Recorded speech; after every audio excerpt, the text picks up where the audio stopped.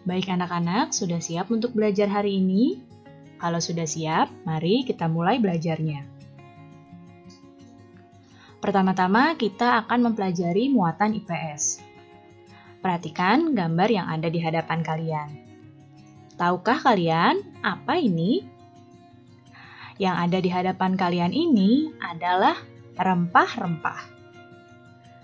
Rempah-rempah begitu melimpah di Indonesia sejak dahulu kala dan juga paling dicari oleh bangsa Barat.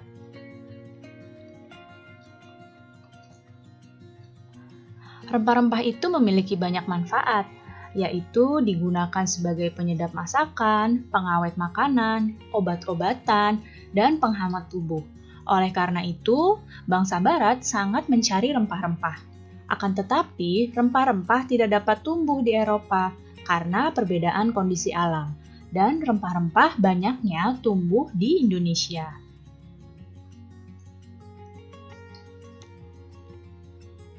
Hal itulah yang menjadi salah satu alasan bangsa Barat menjelajahi samudra, yaitu untuk menemukan daerah penghasil rempah-rempah. Nah, apa saja ya faktor-faktor pendorong penjelajahan samudra? Faktor yang pertama adalah adanya keinginan untuk mencari kekayaan atau gold.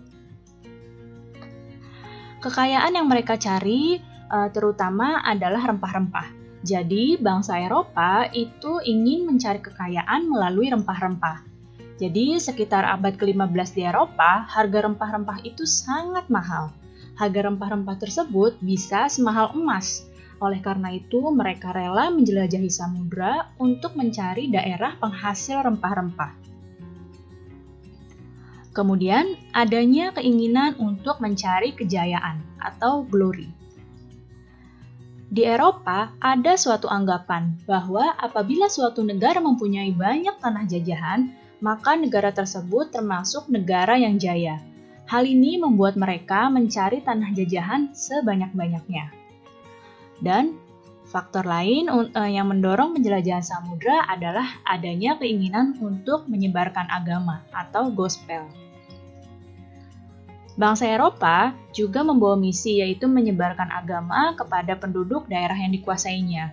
Tujuan mereka ini dianggap sebagai tugas suci yang harus dilaksanakan ke seluruh dunia.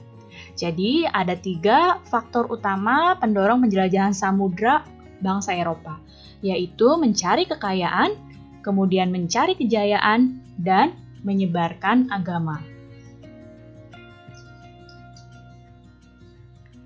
Nah, sekarang kita akan membahas kedatangan bangsa Eropa di Indonesia.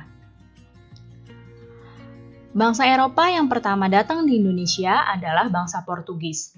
Nah, bangsa Portugis ini datang pada tahun 1511 di Ternate atau di daerah Malaka. Tujuannya adalah mencari keuntungan yang besar dari perdagangan rempah-rempah. Nah, ketika Portugis datang, lalu datanglah bangsa Spanyol. Lalu terjadilah persaingan dagang dengan Spanyol. Nah, persaingan dagang dengan Spanyol ini berakhir melalui perjanjian Saragossa yang membuat Spanyol meninggalkan Maluku. Awalnya, kedatangan bangsa Portugis disambut dengan baik, akan tetapi akhirnya terjadi perlawanan oleh rakyat. Setelah bangsa Portugis, baru datanglah bangsa Spanyol. Nah, bangsa Spanyol datang pada tahun 1521 di Maluku. Tujuan bangsa Spanyol datang yaitu mencari kekayaan dengan berdagang rempah-rempah. Hampir sama ya dengan bangsa Portugis. Nah, awalnya sama bangsa Spanyol juga diterima dengan baik oleh masyarakat. Akan tetapi, lama-kelamaan terjadi perlawanan oleh rakyat. Dan akhirnya bangsa Spanyol terusir dari Maluku melalui perjanjian Saragossa. Selanjutnya, bangsa Eropa yang datang ke Indonesia adalah bangsa Belanda. Nah, Belanda pertama datang pada tahun 1596 di Banten. Tujuan Belanda datang sama adalah untuk berdagang rempah-rempah. Akan tetapi Belanda memiliki keinginan untuk menguasai perdagangan rempah-rempah tersebut. Dan Belanda pun membentuk VOC atau Perserikatan Dagang Belanda untuk memonopoli perdagangan rempah-rempah. Nah, awalnya kedatangan Belanda itu diterima dengan baik. Namun, lama-kelamaan Belanda bersikap semena-mena dan timbullah perlawanan oleh rakyat.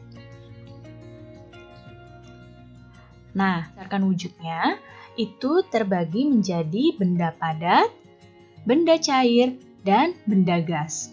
Sekarang kita akan belajar muatan IPA.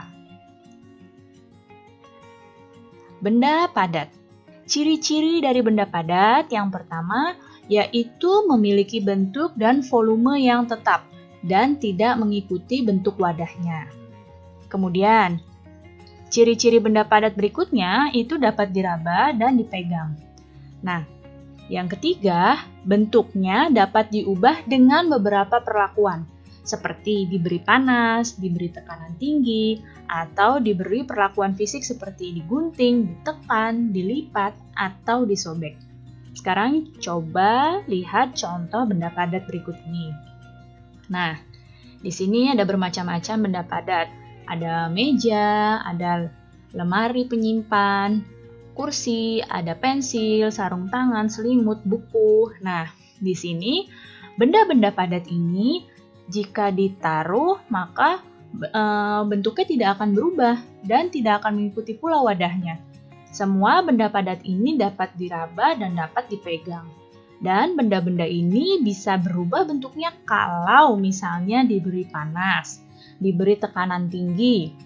Kemudian tadi ya, digunting, ditekan, dilipat, disobek baru bisa berubah. Tapi kalau tidak diberi perlakuan tertentu, benda padat ini bentuknya akan tetap seperti ini.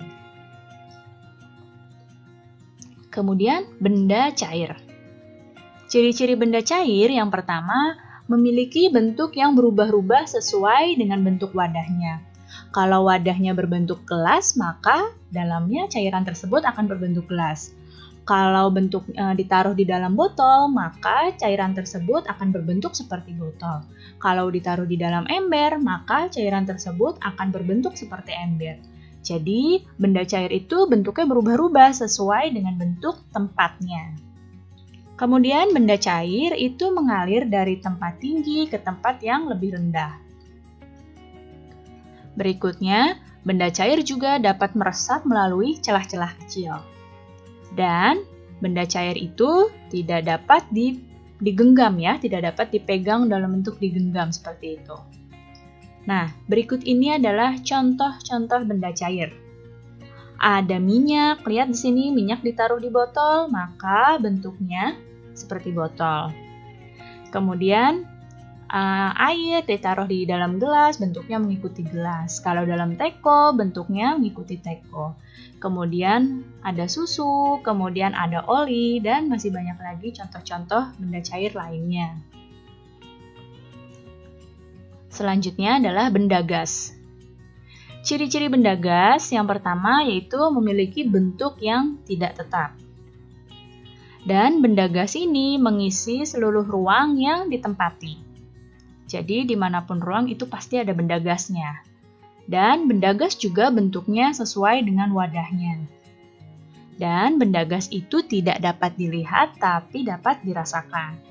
Nah, di sekitar kita ini ada udara, tapi kita bisa bernafas, tapi kita tidak bisa melihat udara tersebut, namun kita bisa merasakannya. Buktinya kita bisa tetap bernafas. Apa saja contoh-contoh benda gas? Nah, bisa kalian lihat di sini, contoh benda gas ini ada asap, ya, kemudian ada udara, kemudian ada udara yang di dalam balon, dan ada gas yang di dalam tabung gas. Nah, ini adalah contoh-contoh dari benda gas. Baik anak-anak, cukup sekian ya penjelasan Ibu kali ini. Mudah-mudahan kalian paham dan mengerti. Terima kasih anak-anak semua, sampai jumpa lagi. Wassalamualaikum warahmatullahi wabarakatuh.